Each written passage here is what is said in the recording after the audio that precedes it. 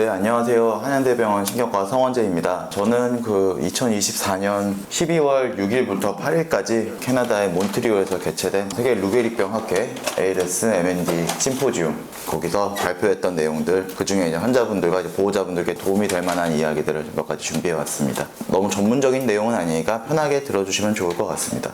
매년 M&DA 심포지움을 개최를 하고 있습니다. 항상 12월 초쯤에 하고 있고, 2023년 작년에는 스위스, 그리고 2022년과 2021년, 20년은 코로나로 인해서 온라인으로만 하였고, 올해는 캐나다의 몬트리올에서 개최가 되었습니다. 세계 최대 루게릭병 연구 학회입니다. 여러 가지 내용을 가지고 발표를 하는데요. 그 중에 저는 오프닝 세션이라고 해가지고 좀 흥미로운 이야기들과 환자 관리에 관련된 연구들, 또 임상시험 관련된 연구들을 간략하게 발표드리도록 하겠습니다. 스티븐 호킹 모두들 아시죠? 세계적인 석학이고 운동신경 질환을 앓았던 환자이고, 그를 기리기 위한 기념 강의를 하는데, 치료와 관련된 수많은 정보의 홍수 속에서 근거 없는 정보랑 그냥 진실에 대해서 좀 생각을 해봐야 된다, 이런 이야기들을 해서, 저도 그렇고 환자분은 보호자분도 마찬가지고 정말 여러 정보가 범람하는 시대에 살고 있는데, 그런 정보를 고지고대로 다 믿는 것은 더 큰 부작용을 낳을 수도 있다고 생각을 하기 때문에 간략하게 이렇게 한 장 정도로만 좀 말씀을 드리고 넘어가고요. 이렇게 시상도 합니다. 연구자에게 시상을 하는 그런 발표도 한다. 그러고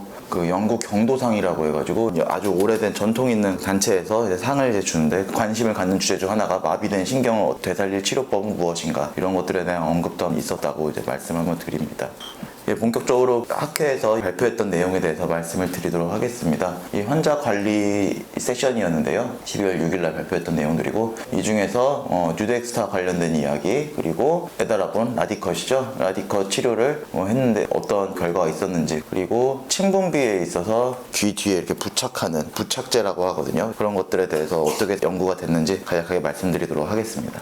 이 연구는 독일의 연구자가 한 건데, 환자가 직접 보고하는 양식입니다. 자기가 뉴덱스타를 복용하고 나서 루게릭병에서의 구마비 증세, 대표적으로 삼키는 증상과 말 어눌한 그런 것들이 얼마나 좋아진 것 같은지, 어떻게 느껴지는지를 본 연구이고, 원래 뉴덱스타는 그 감정 실금이라고 해서 병적 웃음 혹은 울음, 안 웃긴데 굉장히 웃음이 이제 참지 못하게 나오는 증상이라든지, 그 정도로 슬픈 게 아닌데 눈물이 참을 수 없을 정도로 많이 나오다든지, 그게 이제 억제가 안 되는 그런 증상에 대한 치료 목적으로 원래 FDA 승인을 받았었고, 2004년에 이미 연구 발표가 될 정도로 꽤나 오래된 약품입니다. 하지만 2017년과 2023년에 이제 뉴덱스타 복용을 하고 나서 환자의 구마비 증상, 아까 말씀드렸던 그런 증상들이 좋아지는지, 어떻게 변하는지, 그런 것들을 환자들이 직접 보고하는 형태를 답변을 받아가지고 정리했던 연구들이 몇 가지가 있었습니다. 그 중에 하나가 이 논문인데, 이 연구는 루게릭병 환자에서 구인두 기능, 아까 말씀드렸던 말 어눌함과 삼킨 증상, 그런 것들이 개선이 되는지, 그래서 이 뉴덱스타의 효능을 이제 평가하고자 하였고, 28일간 그 약을 복용하고 나서 안정성과 효율성이 좋아졌는지 안 좋아졌는지, 이런 것들을 봤는데 어느 정도 좀 좋아지는 그런 게 보였다, 이런 것들을 발표를 했었고, 하지만 연구 규모가 크지가 않고 약을 복용한 사람 안 복용한 사람 이렇게 나누어서 이제 한 게 아니기 때문에 좀 어느 정도 한계가 있다라고 이제 발표가 된 적이 있었습니다. 그리고 이거는 발표 슬라이드였습니다. 아까 그 독일의 그룹에서 그 환자들 대상으로 뉴덱스타를 권유할 것이냐, 조금 권유할 것이냐, 아니면 권유하지 않을 것이냐, 이런 것들을 이제 물어봤었고, 48% 정도의 환자가 약물 복용을 추천을 하였고, 환자가 뉴덱스타 복용을 오래 했을수록, 그리고 질병의 진행 속도가 더 늦을수록 원장하는 비율의 환자들이 더 많았습니다. 반대로 얘기하면은 약을 복용한 지 짧은 사람들과 굉장히 증상이 빨리 진행됐던 사람들은 아무래도 약에 대한 그 효과나 효능을 이제 느끼지 못했을 가능성이 높기 때문에 추천하는 비율이 낮다고 정리를 해서 그랬던 게 있었습니다. 그리고 이제 외국 같은 경우는 국가 아니면 대륙 중심으로 해가지고 루게릭병이 환자들이 이제 등록이 되면은 이런 사람들이 어떤 경과를 보이는지, 이런 것들을 등록해 놓은 일종의 레지스트리라고도 하죠. 이제 환자들을 모아놓은 자료 같은 게 있는데, 그런 자료에서 라디컷, 에다라본 치료를 받은 환자들의 생존 및 치료 형태에 대한 연구를 한 걸 또 발표를 했는데, 라디컷과 릴루졸, 자주 많이들 복용하시죠. 유리텍 혹은 릴루텍 상품명으로는, 투약항군과 릴루졸과 복용항군은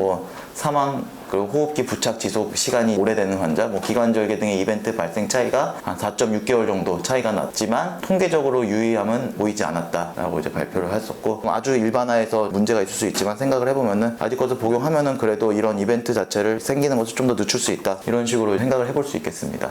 그리고 침분비를 억제하는 스코폴라민 부착제라고 해서 부교감 신경을 억제하는 그런 기능을 가진 약품인데요. 뭐 아시겠지만 침분비는 미용 문제도 있을 수 있고 숨막힘도 일으킬 수 있고 뭐 흡인성 폐렴도 유발할 수 있기 때문에 굉장히 큰 문제라고 할 수 있는데요. 현재 기관절개가 돼 있는 경우에는 풍선 옆으로 관이 하나 더 있어가지고 분비물들을 흡인하는 그런 기관절개 관이 있고, 아니면은 음압이 걸리는 기계를 통해 가지고 지속적으로 환자에게서 이제 침을 흡인을 하는 그런 시스템으로 할 수가 있는데, 그런 것보다 우리가 약국에서 주로 할 수 있는 이 멀미약이죠. 키미테 패치입니다. 침 분비를 억제하는 그런 것들을 사용하면 어떨까라는 생각을 가지고 일본에서 아예 제작을 해가지고 침 분비 억제 여부를 이제 확인하는 연구를 했던 게 있었습니다. 그래서 스코폴라민 성분이 없는 약에 비해서 스코폴라민 부착제 패치가 이제 침 분비를 감소시킨다 확인한 연구가 있어가지고, 사실은 뭐 접촉성 피부염이나 동공이 갑자기 커져가지고 물체가 잘 안 보이거나 선망 같은 이런 부작용이 생길 수가 있다는 보고는 있기 때문에 완전히 안정성이 담보되었다라고 얘기 드리기는 좀 어려운데요. 이제 연구된 바가 있기는 해서 말씀을 드리고 넘어갑니다.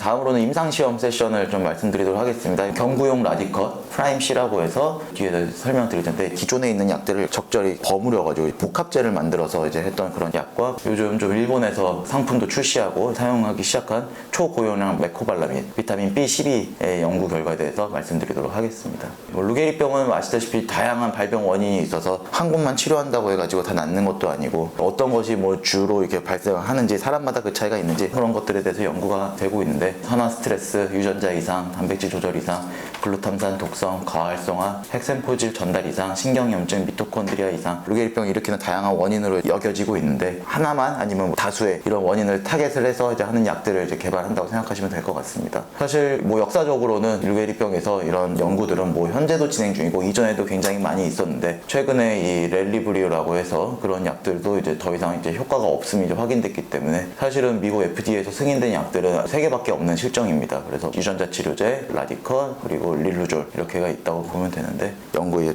틀이라고 하죠. 플랫폼이라고 하는데, 항상 이제 모든 약들이 투약군이 있고 이제 위약군이 있으면, 사실 위약군은 병이 있음에도 불구하고 병을 앓는 시기에 가짜 약을 맞게 되니까 그 치료 기간을 놓칠 수 있기 때문에 환자에게 실이 큰 일들이죠. 그래서 위약을 복용하는 군을 공유하면서 여러 가지 약을 시도해보는 이런 임상 연구를 미국의 힐리센터라고 해서 하버드 대학의 저희 김세영 교수님께서도 멤버로서 이제 활동하고 계신데, 그런 곳에서는 이런 임상 연구를 제작해서 하고 있습니다. 그래서 이게 여러 가지 약을 이렇게 시도를 해보고 있고, 세션에서 발표된 내용을 좀 말씀을 드리도록 하겠습니다. 이거는 그 유럽에서 진행된 연구입니다. 경구용 라디컷을 14일 복용하고 뭐 14일 쉬고, 그 이후로는 10일 복용하고 20일 휴약하고, 그런 것들은 다 정립이 되어 있는데, 매일 먹는 것은 어떠한가라는 거에 대해서 연구를 해왔고, 주로 유럽 국가에서 진행이 되었는데, 애석하게도 왜 그런지는 아직 잘 모르겠다고 이제 연구자들도 말씀을 했는데, 매일 복용하는 이제 먹는 라디컷은 진행 속도의 완화를 보여주지 못했습니다. 그리고 생존 기간에도 영향을 끼치지 못하였고, 다만 이제 안정성은 부작용이 나거나 복용을 중단해야 되는 굉장히 심대한 문제가 생기는 그런 일들은 없었고, 기타 지표에서도, 기타 지표라고 하면 병원 오시면 여러 가지 측정하지 않습니까? 처음 입원했을 때 검사하는 것도 그렇고, 뭐 호흡이라든지 뭐 점수라든지 뭐 여러 가지를 체크를 하고, 그 이후에 이벤트 발생 그런 것들에 대해서 차이를 줄 수 있는가 봤는데, 매일 복용하는 경구 라디컷은 약물 복용군에서 유의한 호전을 보이지 못했습니다. 사실 이 약이 효과가 있는 거는 저희가 다 알고 있기 때문에 사용을 하고는 있지만, 또 이런 측면의 연구도 있다라는 것은 그래도 공식적으로 발표가 된 연구이기 때문에 좀 말씀을 드릴 필요가 있어서 한번 언급을 하고 넘어가게 되었습니다. 그리고 아까 초반에 말씀드렸던 두 가지 약을 복합해서 만든 프라임-C라는 약을 복용을 한 환자에게서 환자가 더 좋아지는지 아니면 안정적인지 문제는 안 생기는지 그런 것들 봤던 연구를 발표를 한 세션이었고요. 프라임-C라는 약은 셀레콕시브라고 해서 허리 통증이나 뭐 어디 정형외과 이런 데 아프다고 하면은 자주 처방이 되는 진통소염제이고, 그리고 시프로플록사신이라는 거는 이제 항생제입니다. 세균 감염, 뭐 요로 감염일 수도 있고 뭐 피부 감염일 수도 있고, 그런 여러 가지 감염증에 있어서 대중적으로 사용되는 항생제입니다. 이것을 복합을 해봤더니 신경염증과 철분대사, 그리고 마이크로 RNA에 긍정적인 영향을 미쳐서 루게리병의 진행의 정도를 억제할 수 있다, 이런 거 가설을 세우고 연구를 하고 있는데요. 보약의 내약성과 안정성은 이제 확인이 되었습니다. 그렇게 크게 막 문제를 일으키거나 큰 부작용이 생겨서 이제 약을 복용할 수 없을 정도가 된다, 그런 일들은 이제 없다라고 말씀드릴 수 있을 것 같고, 6개월 투약을 해봤더니 투약을 하지 않은 군에 비해서 진행 속도는 좀 더디게 나왔다고 했습니다. 그래서 이 감소의 폭이 한 20% 정도 완화되었다라고 발표는 했는데, 통계적인 유의함과 확실하게 차이가 보였다라고 말씀을 드리기에는 좀 어려운 부분도 있었다라고 이제 얘기를 하고 있었고, 하지만 이게 2상 연구였기 때문에 뭐 3상 연구도 미국과 이스라엘 달 이런 쪽에서 예정을 하고 있어서 긍정적인 결과가 나온다면은 우리도 사용을 해볼 수 있는 근거를 확보를 할 수 있지 않을까 생각을 합니다. 그리고 마지막 발표 내용인데 루게릭병 환자에게 초고용량 메틸코발라민 비타민 B12입니다. 투약에 대한 일본 그룹의 초반 연구부터 최근의 연구까지 정리해 놓은 세션이라서 그걸 좀 정리를 해봤고, 초고용량 메틸코발라민을 투약했을 때 근전도 검사, 거기서 근육에서 보이는 진폭 들이는 그런 것들이 있는데 조금 나아졌다 이제 연구를 한 적이 있었는데, 그런 근거를 기반으로 루게릭 환자에게 초고용량 메틸코발라민을 투약을 해봤었습니다. 그래서 질병을 앓은 지 한 3년 이내, 그런 그룹들은 좀 효과가 별로 없었는데 질병을 앓은 지 한 1년 이내인 환자분들을 이제 봤을 때는 투약 효과가 통계적으로 유의하게 보였다고 발표를 한 적이 있었습니다. 그래서 환자군을 더 세분화해서, 왜냐면은 방금 말씀드렸다시피 질병을 앓은 지 얼마 안 된 환자분들에서 효과를 더 보였기 때문에 그런 환자들에게서 그 투약을 했을 때 안정성과 효능을 보는 연구를 했던 결과가 나왔었고, 그 결과를 봤을 때 초고용량 메틸코발라민 투약군은 진행 속도가 느렸고, 특히 릴루졸과 병행 투약을 했을 때 진행 속도가 더뎌지는 폭이 더 컸음을 이제 확인할 수 있다고 발표했습니다. 그리고 대조군에 있던 환자분들도 아까 플랫폼을 이제 설명할 때 위약군들은 이제 약을 복용하지 못하고 그냥 이제 끝나버리면은 투약을 하지 못한 시간을 이제 갖는 거기 때문에, 이런 연구에서는 보통 이제 위약을 이제 복용하는 기간이 끝나고 나면은 원래 연구하던 약을 이제 투여를 이제 하게 합니다. 이거를 오픈 레이블 스터디라고 하는데, 그렇게 대조군에 있다가 나중에 초고용량 메틸코발라민을 투약받은 환자군 또한 대조군에 비해서 사망, 기관절개, 호흡기 장기 작용 등의 이벤트가 발생하는 시기가 늦어졌음을 확인할 수 있었습니다. 그래서 일본 같은 경우는 2024년 9월이죠. 에자이라는 회사에서 로제발라민이라는 상품명으로 해서 25mg, 사실 저희가 지금 복용하고 있는 메코발라민은 0.5mg이거든요. 사실 그게 정용량이고 이게 초고용량인 것인데, 이것을 일주일에 한 2번 정도 근육주사를 할 수 있게끔 이제 약물을 출시를 하였습니다. 그래서 저희 센터에서도 희귀의약품 센터를 통해서 처방을 받을 수 있는 것을 안내를 드리고 있으니까, 혹시나 궁금하시면 우리 의료진께 문의를 주시면 좋을 것 같고, 이 약은 하나 특징이 소변이 본래색이 아니고 주황색 혹은 이제 붉은색으로 나오기 때문에 그럴 수 있다라고 알고는 계시는 게 좋을 것 같아서 미리 말씀을 드립니다. 예, 제가 정리한 내용은 여기까지입니다. 감사합니다.